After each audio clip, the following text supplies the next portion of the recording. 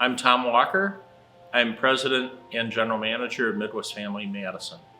Let's see, this building was started when the first shovel hit the ground in November 2003, and it was completed October 2004. When we were putting together the design of the building, a critical component was to make sure that the broadcast facility was state of the art. And so as you go through the building and especially the part of the building that we do broadcasting from, you will see that it was designed with the current technologies in place. And when I say current, I mean technologies that are now 20 years old.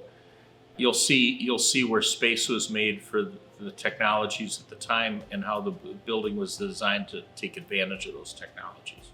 Part of the design of the building was to be able to adapt to what changes were going to be coming over the last 20 years. We overbuilt the space from what we needed at the time, and that space is now occupied by our digital group. We've made modifications into the studios and the other backbone technology as things have moved over the last 20 years. And this building has been very agile when it comes to that. When we were designing the building, the biggest feature that needed to be taken care of is sound transmission. The studios needed to be sonically and acoustically separated from any and everything else in the building. So as one studio is located next to another one, you cannot hear sound pass through the walls. Sound does not pass through the air conditioning and heating system.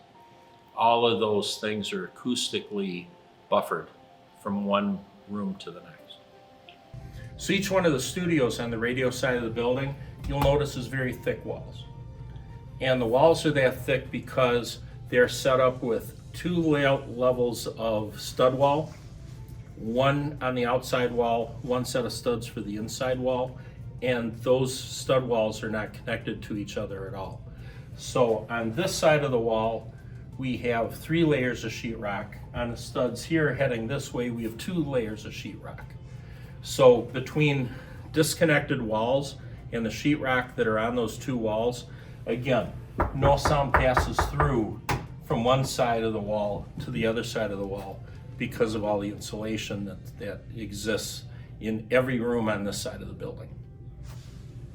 The thing that attracted me here is the fact that, frankly, on both sides of my family, local media is critical to our family's progression. My great-grandfather on one side of my family was the head of the typesetters union for the Wisconsin State Journal back 125 years ago.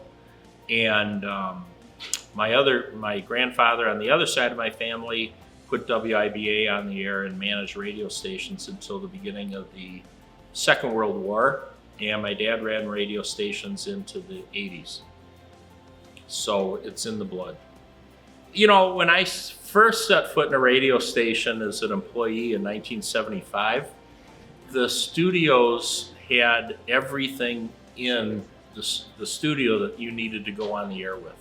The records, and yes, they were records, were in the studios. The commercials were all on tape carts. The phones, the microphones, everything was internal to the studios. What happened over the ensuing 50 years is now, except for the telephones and the microphones, nothing else exists in the studio. The music is all on hard drive, encapsulated in an engineering suite, as are all the commercials. There are no records, there are no CDs, there are no tape carts. It's all computer files now. So we've got 7 on-air studios in the building.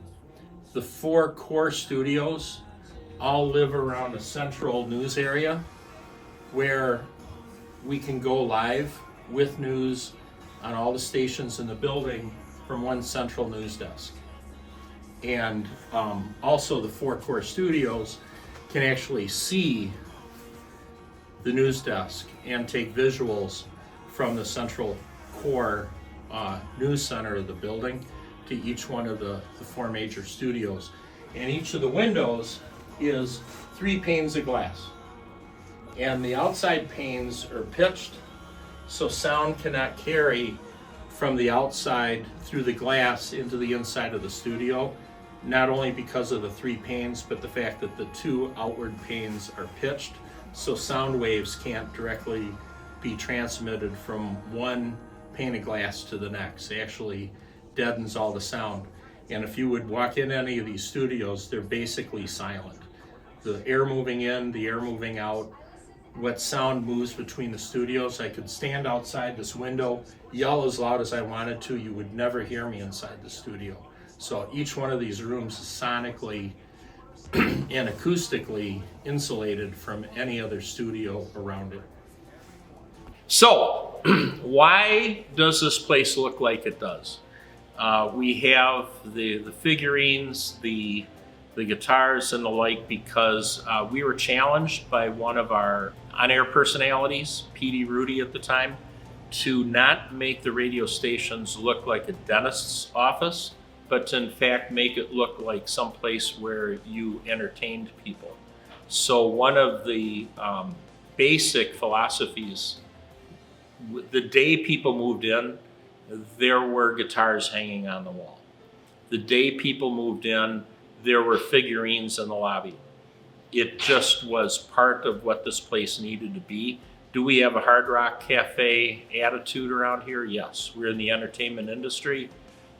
We want to look like we're in the entertainment industry, and we want people to come in here and realize this is a fun place where people who want to entertain people want to hang out.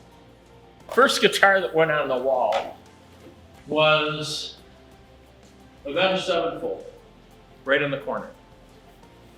Interesting features in that, well, we've put so many fun things into this building.